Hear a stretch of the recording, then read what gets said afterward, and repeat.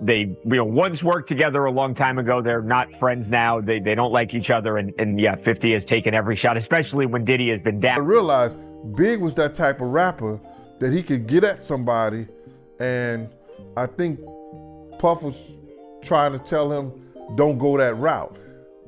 You understand what I'm saying? But still putting out songs like Who Shot Ya in the intro, but telling Big not to go at nobody, which was crazy. A $1 million betrayal is being dragged into daylight, and the silence around it is breaking. Everyone thought this saga was sealed in nostalgia and denial, until it starts moving again like a live wire. What just surfaces does not read like history or rumor control, it reads like leverage being pulled at the worst possible moment. A claim circulates that insiders say cannot be walked back, paired with a sudden tightening of statements and carefully chosen words. All as a court date creeps closer. A Netflix series lands in early December 2025 with taped assertions that money was offered to make Shakur disappear, while journals from inside a label point to unusual travel moves tied to Las Vegas. Dwayne "Keefe" D. Davis sits charged with orchestrating the shooting and faces trial on February 9, 2026. A separate civil filing alleges a threat that invokes Shakur's fate to enforce silence. The numbers, the dates, and the quotes sit there unanswered. If this was nonsense, the reactions would look calmer. Instead, everything points to a machinery still grinding, with consequences that have not finished landing. I believe him, because he wasn't talking just to be talking. I felt he was also coming straight, because there was a big war behind that. A war that they lost. I think it was a war that destroyed their neighborhood. The documentary does not arrive quietly, and the timing is not subtle. It lands in early December 2025. While court filings, old interview tapes, and internal notes are already circulating again, people close to the situation say the release is not entertainment, it is pressure. The surface version is simple and rehearsed. A streaming series revisits old theories, repeats claims already denied, and lets viewers decide. But that explanation collapses the moment you line it up against what is happening in real time. The series leans heavily on statements attributed to Dwayne "Keefe" Davis, the same man charged in Las Vegas and scheduled to face a jury on February 9, 2026. His earlier accounts, given years ago during law enforcement sessions, are suddenly framed as central again, not buried. Industry sources say this is no coincidence because reviving those claims now reshapes the environment around the trial. Instead of a cold case heading into court, the narrative turns volatile, public, and impossible to control. That shift alone changes how everyone involved moves, speaks, and stays quiet. The series places front and center the allegation that money was offered to make a rival disappear, a figure tied to one of the most infamous shootings in music history. The claim is not presented as rumor floating in the air, but as something allegedly said in rooms, repeated in interviews, and carried for years. Viewers are shown that the amount discussed is $1 million and that the promise was aimed at two targets, not one. That number keeps resurfacing because it creates a clean, brutal logic. If money is named, then someone was expected to collect. Yet, the story immediately bends because insiders point out that no payment ever appears to have landed. People close to the investigation say this missing piece is not a flaw, it is the tension point. A promised payout that never arrives creates resentment, loose ends, and reasons for people to talk decades later. The documentary lets that contradiction sit without resolving it, and that silence becomes the loudest part. As the narrative deepens, the focus shifts from street-level chaos to something colder and more organized. Kirk Burroughs is not introduced as a performer or a bystander, but as the person who handled money, budgets, and daily logistics at Bad Boy during its rise. He is presented as someone who writes everything down, not out of paranoia, but because it is his job.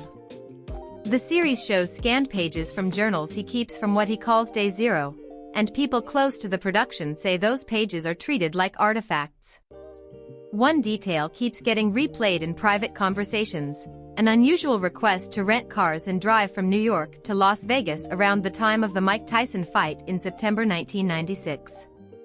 It is not proof of anything by itself, but it does not sit right with insiders who know how that world usually moves. Flights are easy. Driving cross-country is not. When that detail is placed next to later events in Las Vegas, the story stops feeling random.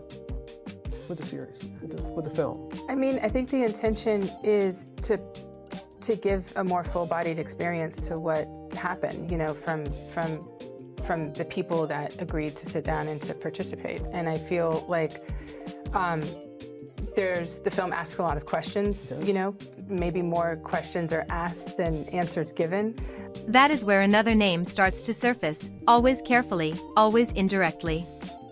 Eric von Zitmartin is described by multiple voices as a connector, someone with access, influence, and a reputation that travels faster than paper trails. People close to the situation say he is never framed as the center of the story, but as the hinge that allows other pieces to swing. The allegation is not that he pulls triggers or makes decisions, but that he facilitates movement, communication, and deniability. In the documentary, his name appears alongside mentions of vehicles, travel, and conversations that are never fully spelled out. Outside the screen, industry sources whisper that this is deliberate because once you start mapping facilitators, you are no longer talking about impulse or heat-of-the-moment chaos. You are talking about structure, and structure implies planning. The official response to all of this remains consistent and dismissive, which is exactly what people expect. Statements emphasize denial, nonsense, and the idea that repeating old claims does not make them real. On paper, that posture is clean. In practice, it clashes with the visible reactions. There is no aggressive counteroffensive, no detailed dismantling of specific points, no explanation for why the same allegations keep reappearing tied to the same individuals. Instead, there is selective engagement and long stretches of silence.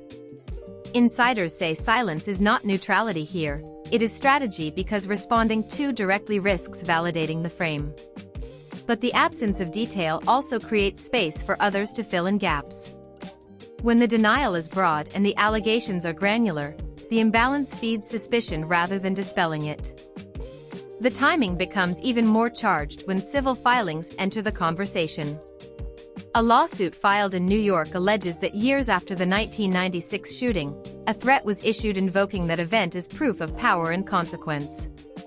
The language is blunt and designed to frighten. People close to the case say it reframes the old tragedy as an active tool, not a closed chapter. The claim is that silence is enforced not just by NDAs or money, but by reminding people what happens to those who cross certain lines. This is where the narrative shifts from history to mechanism.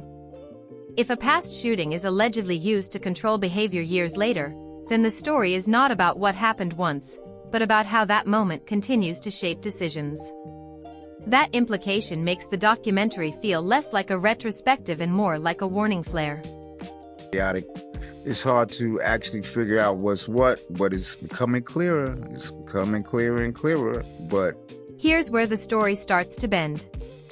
Dwayne Keefe D. Davis is not a background character in this moment. He is the pressure point. He sits charged in Las Vegas, accused of orchestrating the shooting while his past statements are replayed and reinterpreted in the court of public opinion. People close to the legal process say this is dangerous terrain because it blurs the line between testimony and spectacle. The resurfacing of his accounts is framed as clarification, but it also locks him into versions of events he has already tried to walk back. Insiders say that as February 9th approaches, the question is no longer whether his story holds up, but who else is implicated by it and who benefits if it collapses. Every repetition raises the stakes for everyone connected. Saying that, Diddy, he put a hit out on you and Tupac, and that's the reason why Tupac got in Vegas. So, yeah, man. How you feel about that? Well, first thing first. I mean, that conversation been out there. He put his truth out there. A lot of other people put their truth out there. The documentary also refuses to isolate one tragedy. It pulls in the later shooting of Christopher Wallace in March 1997 and frames it as part of the same ecosystem of rivalry, fear, and miscalculation. The claim presented is that Wallace does not want to be in LA. The travel plans change, and he ends up in a hostile environment anyway. Again, no single detail proves anything, but the pattern unsettles people who have watched this story for decades. 2 high-profile shootings months apart, both unresolved for years, both surrounded by warnings that are allegedly ignored. When that pattern is placed next to allegations of executive influence and financial control, the narrative widens from personal beef to systemic failure. By the end of this stretch, nothing feels accidental anymore. But nothing feels settled either. The missing money, the unusual travel, the facilitator names that never fully surface, the lawsuit language that repurposes an old shooting as intimidation, all of it creates a shape that people recognize but cannot yet define. Insiders insist the real danger is not what has been said, but what has not. With a trial date locked in and more documents rumored to exist, the question hanging in the air is not whether the story will grow, but who decides when it stops and what they are willing to risk to keep it contained. The longer this unfolds, the more it stops looking like a single explosive allegation and starts resembling a pattern that people recognize but rarely say out loud. Long before the current fallout, there are repeated accounts of intimidation, humiliation, and pressure inside the same orbit. Described by former associates as routine rather than exceptional. People close to the label insist that contracts, access, and loyalty are never just business tools, they are leverage. When that mindset is applied backward, earlier details suddenly carry different weight. The insistence on control, the resentment toward artists who grow independent, the obsession with who is aligned with whom, all feel less like personality flaws and more like a system designed to prevent drift. That system does not need to prove anything in court to function. It only needs people to believe it works. And belief, insiders say, is what keeps mouths shut long after the moment passes. 3 law firms on retainer. I don't know how much money is coming in, but I know that a lot of money is going out every single month for This is why the old studio incident in New York never fades from the background, even when nobody names it directly. The unresolved nature of that shooting becomes its own kind of evidence in the minds of those who lived through it. The belief that betrayal happened inside a controlled space plants a seed that never stops growing. People who are there say it fractures trust permanently and turns every later conflict into a question of setup rather than chance. When artists begin accusing executives instead of rivals, the story shifts categories. It stops being about rivalry and becomes about governance. Who decides where people go, who they stand next to, and what risks are acceptable. In that light, later travel decisions and last-minute changes no longer feel accidental. They feel like extensions of authority being exercised with consequences that nobody wants to fully acknowledge. Money keeps surfacing as the quiet through line, not just the alleged $1 million tied to the central claim, but the smaller, constant financial pressures that insiders say define the environment, advances that bind, expenses that follow artists beyond their careers, and even posthumous accounting that feels punitive rather than protective. People close to the situation point to the way losses are quietly passed down while control stays centralized. That context makes the missing payout more than a curiosity. It becomes symbolic. If money is promised and never delivered, it suggests either deception or intervention. Either option creates enemies, and enemies, especially those with time and nothing left to protect, have a habit of talking when the conditions shift. The conditions are shifting now, and not just because of a courtroom calendar. The recent wave of civil filings pulls private experiences into public view, and they all seem to orbit the same gravitational force. The allegation that a past shooting is referenced as proof of reach and consequence changes how earlier silence is interpreted. People who once appeared complicit start to look cornered. The idea that fear, not consent, explains years of quiet reframes entire relationships. It also raises an uncomfortable question insiders keep circling. If intimidation is effective enough to delay claims for years, what else has been delayed, buried, or misdirected? The legal system moves slowly, but pressure does not. Pressure accelerates. I think that the goal of what the film is trying to do is to let the audience kind of come in to ask questions like, you know, in a trial where there's so much media coverage, you know, before, during, and after, were their decisions, you know, colored by certain things, and who got the benefit of the doubt, you know, in that courtroom? Pressure builds, reactions become as telling as statements. Some figures speak constantly, throwing out accusations that feel unfiltered and personal. Others retreat entirely, offering nothing beyond blanket denials. The imbalance is striking. People close to the industry say those who talk too much often do so because they have already lost control, while those who say nothing believe silence still works. The trouble is that silence reads differently when surrounded by documents, recordings, and people willing to go on record. It starts to look less like dignity and more like calculation. And calculation invites scrutiny. Every gap becomes a space for someone else to step in and define the narrative. The looming trial transforms all of this from speculation into risk management. Even without repeating the allegations themselves, the mere existence of sworn testimony changes incentives. People who once benefit from ambiguity now face the possibility of fixed accounts. Industry sources say this is when alliances strain. Old friends reassess what they owe each other. Former enemies consider cooperation. And those who once relied on reputation alone start thinking about evidence. The fear is not conviction or acquittal. The fear is exposure of how decisions are made, how influence travels, and how problems are handled when money and image are on the line.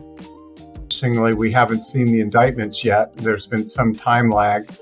I suppose it will take some time to go through all the forensic, evidence. But what pushes this from industry implosion into something far more serious is what people now whisper about federal attention.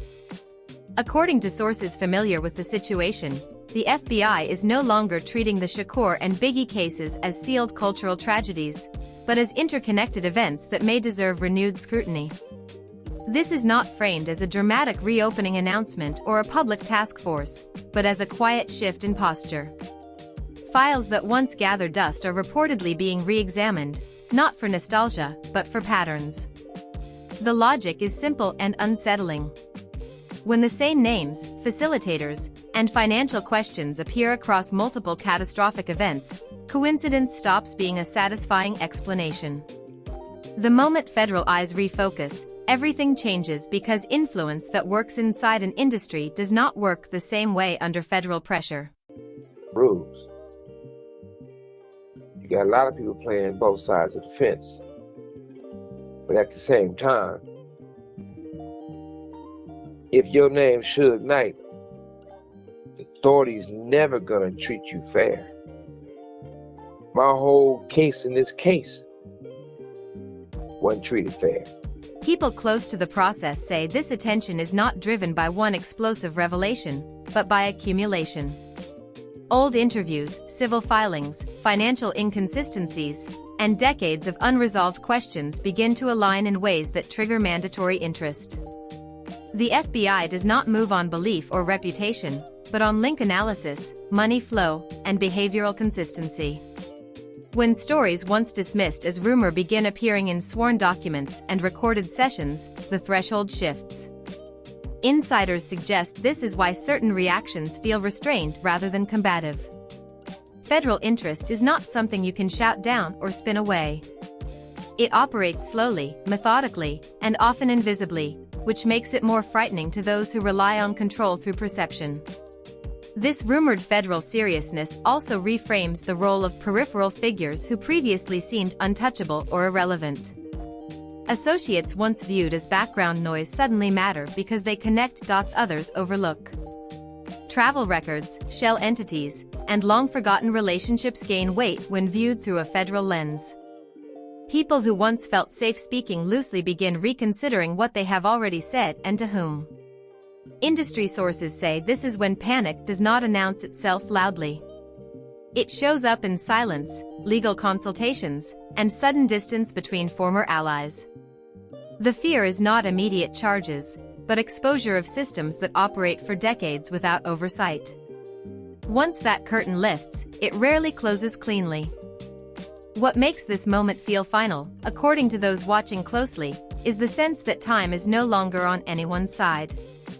Federal agencies do not rush, but they also do not forget. If the FBI is indeed taking these cases seriously now, it signals that the narrative phase is ending and the consequence phase is approaching. This does not promise answers or justice in the way the public imagines, but it promises pressure that cannot be managed through loyalty or silence alone. When federal interest enters the room, everyone reassesses what they know, what they have tolerated, and what they are willing to carry alone. And that is when stories that survive for decades on myth begin to crack under the weight of reality. Well, I think that the biggest marker of what makes this film or this series different is how much time we took into putting into the making of the film, doing our due diligence to get the right voices, to the table. This is a series that spans over 30 years. So just by covering that much time, it took a lot of time for us to dig in and to kind of make sense of this story and to put this. This is where the story stops feeling nostalgic and starts feeling contemporary. The same names appear across decades not because time stands still, but because power rarely migrates unless forced. What changes now is the audience. The audience is not just fans or critics, but jurors, judges, and people with no emotional attachment to the mythology. When myths meet procedure, something always breaks. Insiders say everyone involved understands that the coming months are not about proving a single claim, but about whether the larger structure can withstand sustained daylight. Once that happens, control is hard to reassert. So the questions stack up and refuse to settle. If money is the language of power here, who was really supposed to be paid, and why did it never happen? If fear explains silence, how many stories are still waiting for the right moment? If this was all nonsense, why does the reaction feel so carefully managed? And if the past keeps being used as leverage in the present, what does that say about what is still protected? Leave your thoughts and theories in the comments. Pick a side, question the gaps, argue it out. We are going to keep watching this unfold.